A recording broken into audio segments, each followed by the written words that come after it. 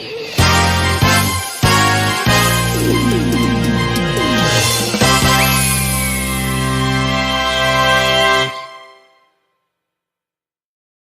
etapas iniciales todos tenemos una persona que resuelve nuestras preguntas. Ahora, llega un momento en la vida en el que debemos resolver nuestros propios problemas, pero es sencillo identificar cómo se debe lavar la ropa blanca y la ropa de color. Sin embargo, si tuvieras que resolver un problema que nadie más ha resuelto antes, ¿sabrías por dónde empezar? Es precisamente de lo que hablaremos el día de hoy. Pasos para realizar un proyecto de investigación. Somos estudiantes de la Universidad Rómulo Gallegos y grabamos este video para cumplir con la asignatura de Metodología de Investigación. Pertenecemos a la sección 42 del primer año de Medicina. Ahora, antes de entrar en el tema, es importante reconocer la importancia, valga la redundancia, de un proyecto investigativo. Resulta que una persona alrededor genera 2.5 quintillones de bytes de información diariamente, y un proyecto investigativo es justamente el encargado de transformar esos bytes de información en soluciones reales que se utilizan en la vida diaria de una persona. Con esto claro, ahora debemos destacar lo que es un proyecto de investigación. Resulta que es un plan detallado y estructurado dividido en 5 capítulos con características específicas en cada uno de ellos que se desarrollan progresivamente. Tiene como objetivo tener una investigación, darle resultado a una problemática, necesidad o inquietud. Antes de alimentar la información que quieres destacar, debes saber cómo vas a hacer tu proceso investigativo, qué puntos quieres desarrollar y qué materiales vas a utilizar. Y de esto justamente se trata el primer capítulo de tu proyecto de investigación, el capítulo llamado Planteamiento del Problema. Mi nombre es Daniela Pérez y desarrollaré el primer capítulo de tu proceso de investigación. Resulta que este es un capítulo crucial, pues donde se plantea por qué tu hipótesis o por qué tu necesidad desarrolla toda una problemática para la sociedad. Se divide en introducción, el propio planteamiento del problema, objetivos y justificación. En la introducción deberás decir de manera general cuál es el ambiente de tu hipótesis y por qué tu hipótesis representa una problemática. Tu planteamiento del problema es donde vas a abrir por primera vez en tu investigación por qué es importante este punto y por qué hay que atacarlo. Por ejemplo, si tu tema va orientado hacia la hambruna infantil, debes orientar más o menos por qué se genera la hambruna infantil. Este planteamiento del problema se cierra básicamente con una pregunta o una serie de preguntas que se buscan de responder en todo el proceso investigativo. Luego tenemos lo que serían los objetivos. Los objetivos se dan entre uno general o como mínimo 3 específicos. ¿Qué sucede? El objetivo general es la meta que tú debes cumplir en tu proceso investigativo y los específicos son los pasos que debes realizar para cumplir ese objetivo general. Y luego tenemos la justificación. En realidad, si nos ponemos a analizar todo lo que he dicho hasta este punto, todo tu planteamiento del problema es por qué esta necesidad hay que validarla o por qué esta necesidad hay que solucionarla. Sin embargo, en la justificación debes establecer las bases teóricas por qué esta problemática afecta a individuos, afecta a la sociedad, afecta a todos los ámbitos que se desarrolla en el ser humano. Por ejemplo, la hambruna infantil, cómo lo podríamos corregir y por qué, estableciendo geográficamente, estableciendo una población en específica. Por ejemplo, por qué en Canadá hay niveles bajos o por qué hay en Venezuela niveles altos. Contrarrestando todos estos puntos, deberías de tener tu justificación acertada. Mi nombre es Nicolás Castro y mi deber en esta exposición es desarrollar el capítulo 2 de un proyecto de investigación científica.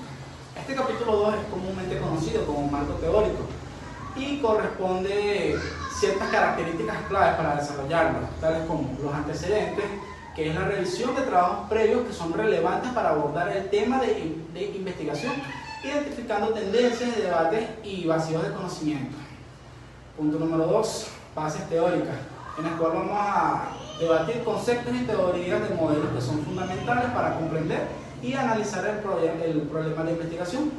Punto número 3, variantes de identificación, en el cual vamos a tener las variantes independientes, dependientes e intervinientes y su relación con el contenido de la investigación. Y como punto número 4 vamos a tener las bases legales, que es la revisión de la legislación normativa relevante para la investigación del caso en caso de que sea necesario. Objetivos del capítulo 2. Contextualizar la investigación. Brinda un panorama de conocimiento previo y establece el problema de investigación dentro de un contexto más amplio. Punto número 2. Justificar la investigación, en el cual debemos demostrar la necesidad y la relevancia de la investigación, identificando los vacíos del conocimiento o la falta de respuestas relevantes. Punto número 3. Proporcionar una base sólida para el desarrollo metodológico. Punto número 4. Orientar los métodos de selección de técnicas de investigación, así como la interpretación de los resultados. Punto número 5. Demostrar la originalidad de la investigación al identificar los aportes y la contribución única de este proyecto de investigación. Mi nombre es Román Martínez y mi labor en esta exposición será hablar del capítulo 3 correspondiente al marco metodológico. El marco metodológico es donde se llevará a cabo nuestra investigación. Es todo el conjunto de técnicas, de análisis, de recolección de datos que nos ayudarán a encontrar los objetivos específicos y responder a ellos, como también responder las hipótesis propuestas en el capítulo 1. Los tipos de investigaciones son divididas entre sí por su naturaleza, como también la profundidad que estas obtienen y los datos que se pueden obtener de ellas, como por ejemplo las investigaciones descriptivas, las investigaciones no experimentales y las investigaciones experimentales. Procederíamos con lo que sería la delimitación del ámbito de la investigación. Como su propio nombre lo dice, se basa en proponer los límites en nuestra investigación para dar un espacio contextual a esta misma, como por ejemplo el espacio geográfico en el que se realizará la investigación, ya sea un país o un lugar, como también el tiempo contributivo en el que se realizará. Procederíamos con lo que sería la población y la muestra, las cuales son dos distinciones importantes para nuestro estudio. ¿Por qué? Porque la población son el conjunto de todos los datos que nosotros necesitaremos para la investigación y las características de estas mismas. Tenemos las muestras, las cuales son una representación significativa de la población, la cual nos ayudaría a inferir en el conocimiento de sus características totales, en un caso de una población irregular o una población muy grande. Tenemos el tercer paso de nuestro marco metodológico, el cual es la validez y la confiabilidad de lo que sería nuestro instrumento. Estas son dos decisiones importantes para entender las características de nuestro instrumento a la hora de investigar.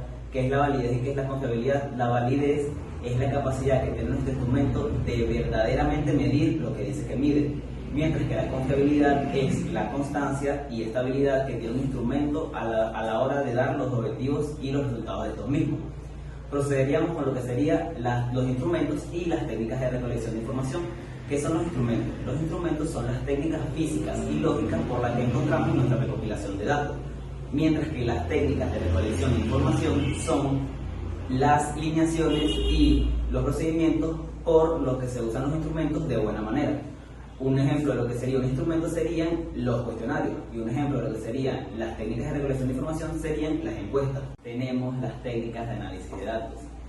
Las técnicas de análisis de datos son aquellos procedimientos que se encargan de analizar, extraer y generar una respuesta en torno a los datos brutos que nosotros obtenemos de nuestros instrumentos.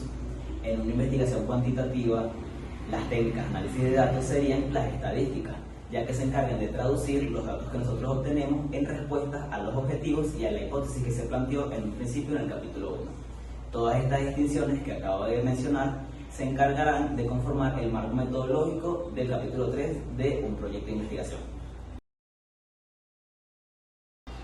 En el capítulo 4 de un proyecto de investigación, este es a menudo denominado resultados y discusión. Se enfoca en presentar los hallazgos de la investigación y analizar su significado. Es un apartado crucial en donde se exponen los datos recopilados y se interpretan y se relacionan con la literatura existente.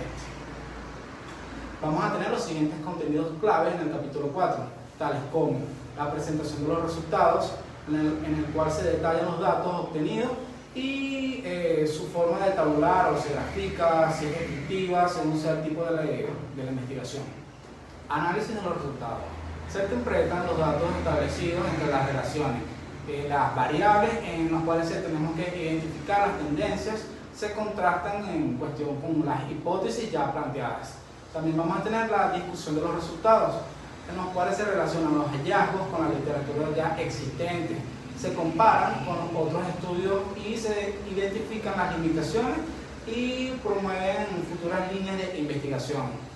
Vamos a tener también las conclusiones, en las cuales se resumen las principales conclusiones del estudio, se responden las preguntas ya planteadas en la investigación y se destaca la importancia de los nuevos resultados. Y por último tenemos el capítulo número 5, la conclusión, de un proyecto de investigación. Es la sección donde presentas de forma concisa y clara los hallazgos más relevantes y las ideas finales que se surgieron en tu trabajo. Es tu oportunidad de sintetizar lo aprendido y dejar en una impresión clara tu investigación. Continuando con lo que sería el capítulo 5 de las conclusiones, seguiremos con lo que sería las referencias bibliográficas. ¿Qué son las referencias bibliográficas? Las referencias bibliográficas es el listado organizado y filtrado de donde tú has sacado tu información para ya sea bases teóricas, bases legales y en general toda tu investigación, incluyendo los instrumentos y las técnicas de análisis. ¿Por qué es importante una lista de tu bibliografía? Porque con esto tenemos el resultado y el hallazgo de que la investigación ha sido propia y ha sido de tu esfuerzo a la hora de realizar este proyecto, el cual es único en el mundo. Muchas gracias. Esta ha sido una conclusión acerca de un proyecto de investigación.